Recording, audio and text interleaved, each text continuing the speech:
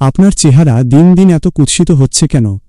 প্রশ্নটা শুনে কি খুব আঁতকে উঠলি, নাকি আয়নার সামনে গিয়ে নিজের মুখটা লুকানোর জায়গা খুঁজছিস? রেগে যাওয়ার কিছু নেই, কারণ এই কুৎসিত হওয়ার দায় অন্য কারো নয়, এটা একান্তই তোর। আয়নার সামনে গিয়ে একবার ভালো করে নিজের দিকে তাকিয়ে দেখ। ওই যে চোখের নিচে গভীর কালো দাগ, ওই যে নির্জীব চাউনি আর ফ্যাকাসে মুখ, ওটা কোনো মানুষের চেহারা নয়, ওটা একটা হেরে যাওয়া সৈনিকের চেহারা।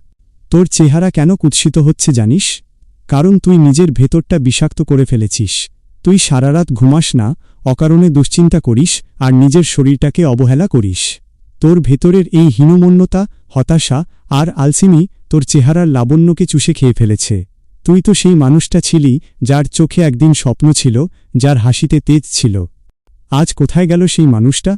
আজ তোর চেহারা দেখে মনে হয় যেন তুই একটা জ্যান্ত লাশ, যে শুধু সময়ের অপেক্ষায় বেঁচে আছে। শোন, নেতিবাচক চিন্তা যখন মাথায় বাসা বাঁধে, তখন মানুষের চেহারার উজ্জ্বলতা হারিয়ে যায়। তুই যদি সারাদিন অন্যের সমালোচনা করিস, নিজেকে ঘৃণা করিস আর ঘরবন্দি হয়ে থাকিস, তবে তোকে দেখতে সুন্দর লাগবে না, এটাই স্বাভাবিক। তোর এই কুৎসিত রূপ তোর বর্তমান মানসিক অবস্থার একটা প্রতিচ্ছবি মাত্র। তুই নিজেকে সস্তা বানিয়ে ফেলেছিস, তাই তোকে দেখতেও সস্তা লাগছে। এখনও যদি লজ্জা না লাগে, তবে এভাবেই পচে মর। আর যদি সামান্যতম আত্মসম্মান থাকে, তবে নিজেকে পাল্টানো শুরু কর।